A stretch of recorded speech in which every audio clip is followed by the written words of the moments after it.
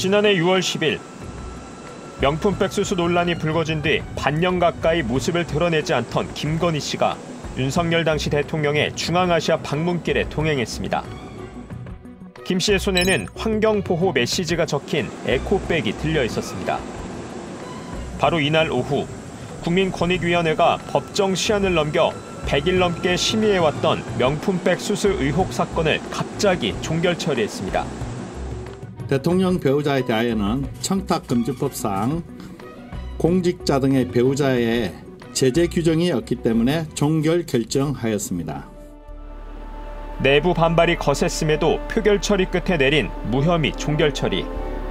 그리고 2달 뒤 이 사건을 담당했던 권익위 국장급 간부가 명품백 수수 사건 처리 결과를 자책하는 유서를 남긴 채 세상을 떠났습니다.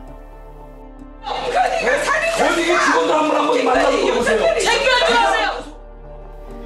권익위원들의 양심과 자유로운 의사에 따라 독립적으로 결정됐다는 권익위 해명.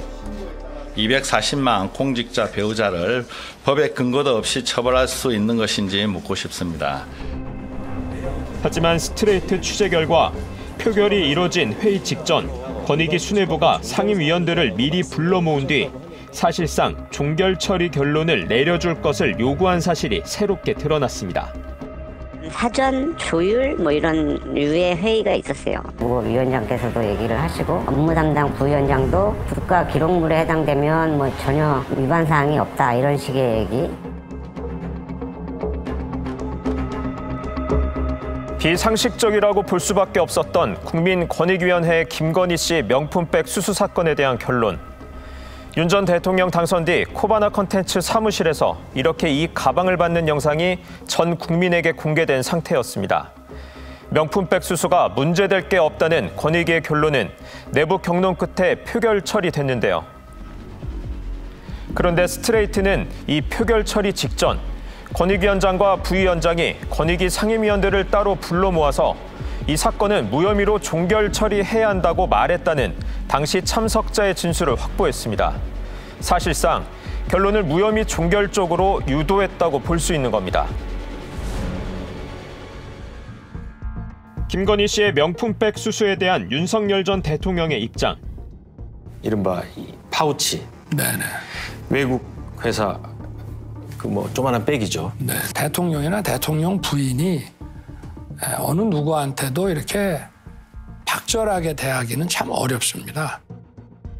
그리고 권익위의 결정 역시 면죄부였습니다. 비판이 쏟아지자 권익위는 위원들의 자유로운 의사에 따른 결정이었다며 전원위원회 회의록을 공개했습니다. 공개된 회의록을 살펴봤습니다.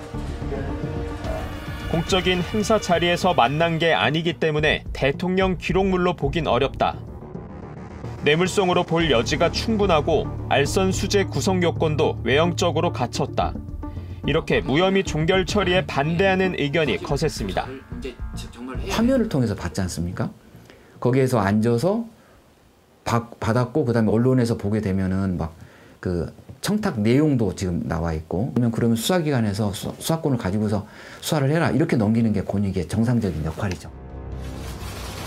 그러자 정승윤 부위원장이 나서서 반박합니다. 청탁금지법상 배우자 제재 규정이 없기 때문에 수사 필요성이 없고 수사를 할 수도 없다. 명백하게 종결이라고 말합니다. 1시간 반 넘도록 이견이 좁혀지지 않자 결국 표결이 이뤄졌습니다.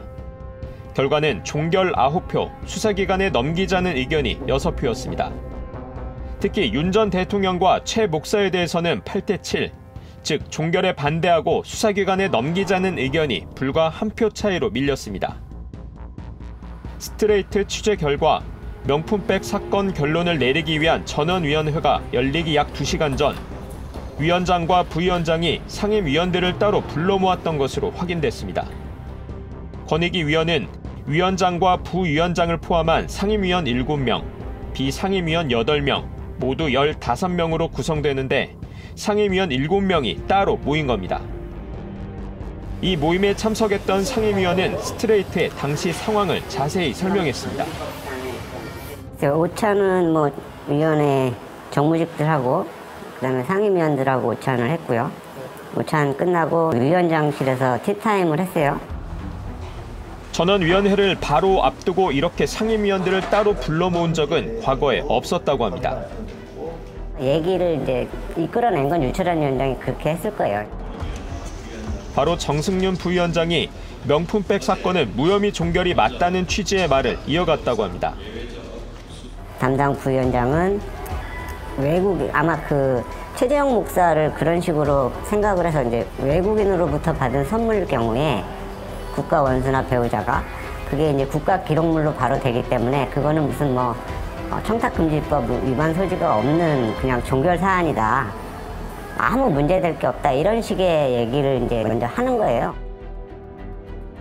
사실상 무혐의 종결 결론에 따라달라는 뜻으로 받아들여졌다고 합니다.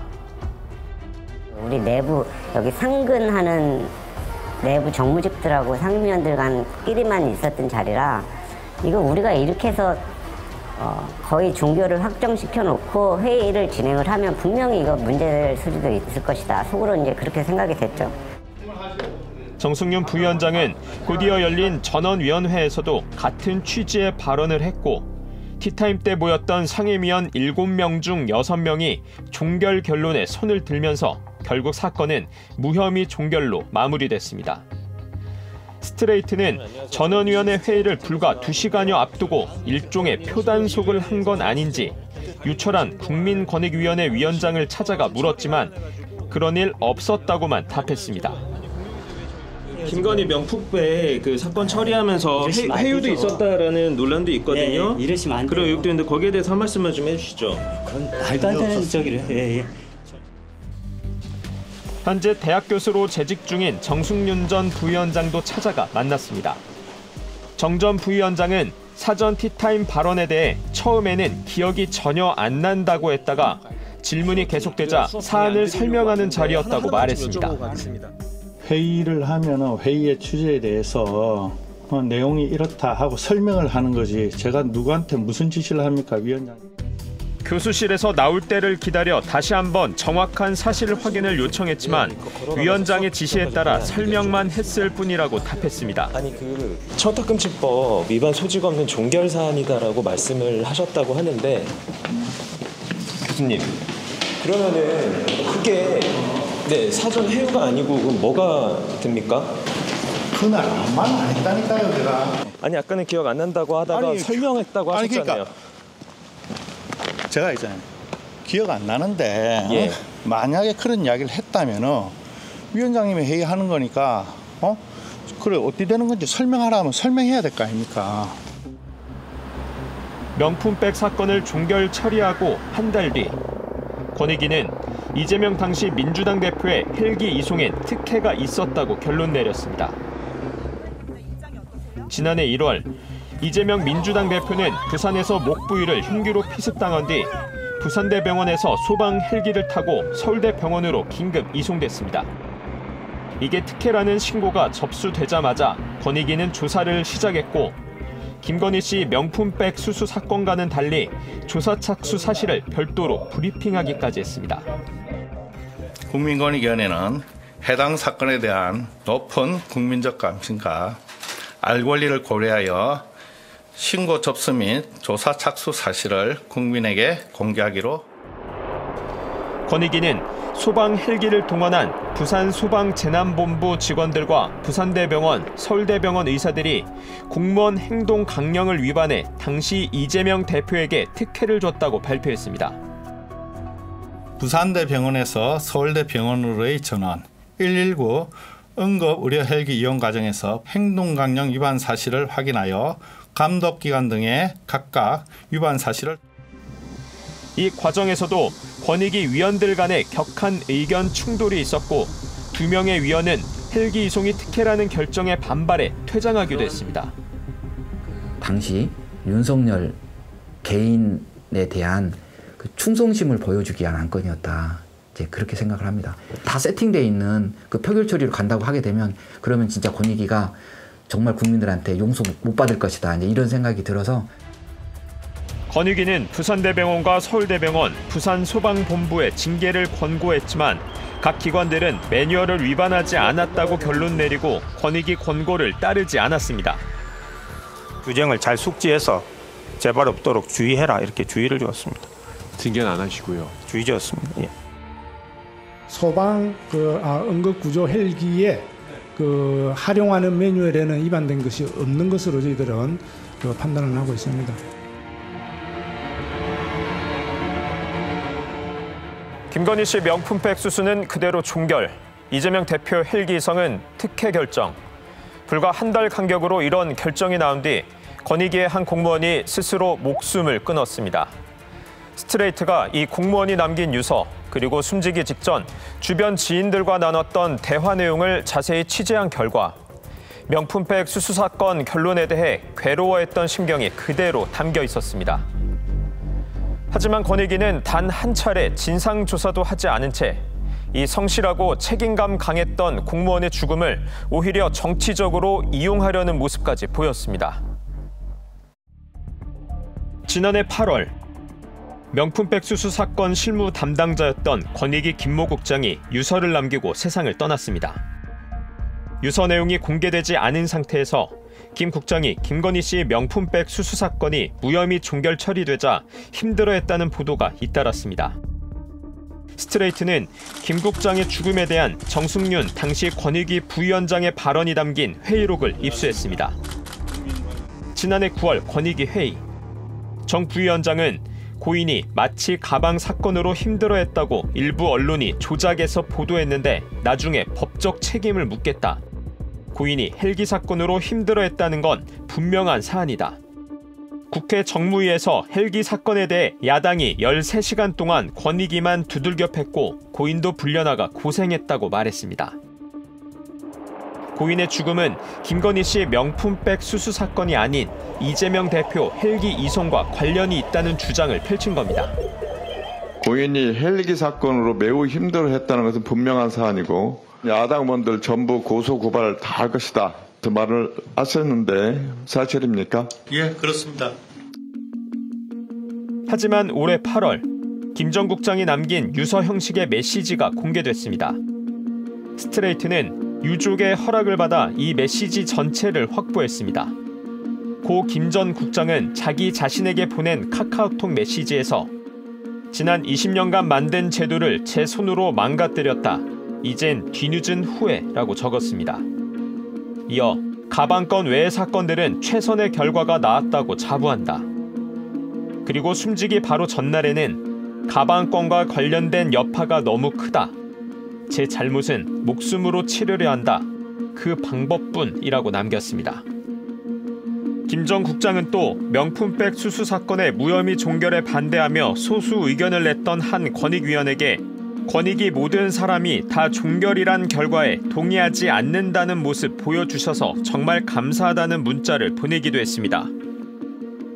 김 전 국장이 김건희 씨 명품백 수수 사건이 무혐의 종결 처리된 사실이 부당하다고 생각했고 이 때문에 괴로워했다는 걸 단적으로 알 수 있습니다. 김 전 국장과 친분이 두터웠던 이지문 한국청렴운동본부 이사장. 지난 92년 노태우 정권 시절 군대에서 병사들에게 여당 후보를 찍을 것을 강요했다고 폭로했던 이지문 중위, 바로 그 인물입니다. 이지문 이사장은 김 전 국장이 숨지기 전 전화통화에서 죄송하다는 말을 반복했다고 밝혔습니다.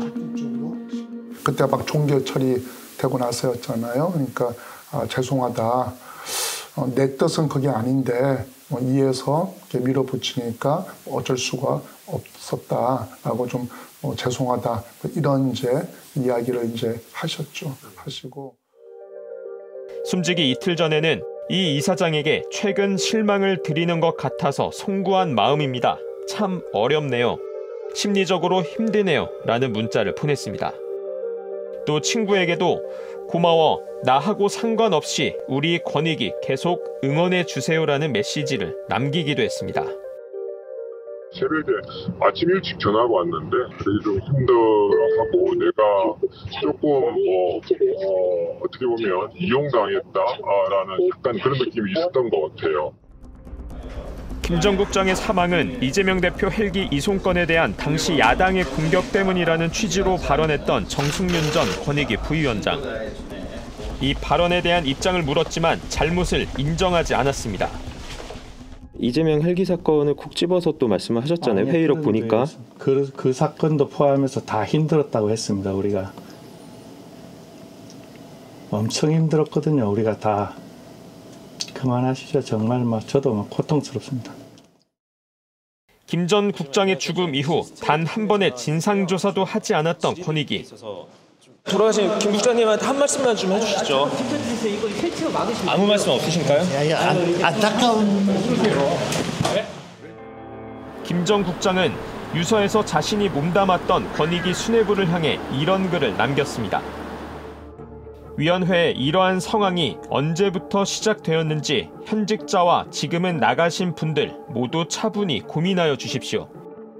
이것은 저의 마지막 부탁입니다. 류일임 전 방송통신심의위원장이 가족과 지인을 동원해 MBC 등 윤석열 정권에 비판적이었던 언론을 심의해달라고 민원을 제기했다는 의혹. 스트레이트가 당시 회의록을 분석한 결과 류일임 전 방심위원장은 민원인이 가족인지를 밝히기 위해 가족관계 증명서를 제출해달라는 요구에 끝까지 응하지 않은 것으로 나타났습니다. 권익위는 가족관계 증명서를 확보하려는 시도는 더 하지 않고 진술이 일치되지 않아 결론을 못 내리겠다며 사건을 방심위로 되돌려보냈습니다. 참고인들 간 그리고 방심위원장의 진술이 일치하지 않아 이첩 대상인지 또는 종결 처리 대상인지가 명백하지 않으므로 방심위에 송부하기로 결정하였습니다. 그리고 오히려 민원인의 개인정보를 유출했다며 공익신고자를 경찰에 수사 의뢰했습니다. 신고 내용은 확인하지 않고 그 신고자에 대해서만 한다. 그러면 앞으로 아무도 신고를 할 수가 없겠죠. 그래서 그런 부분이 권익위가 더 적극적으로 신고 내용에 대해서 철저하게 조사가 이루어지게끔 하고.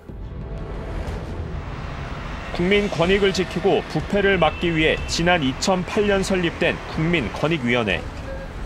독립적으로 부패, 공익신고 사건을 처리해야 하지만 정부 조직법상 대통령 직속 기관입니다.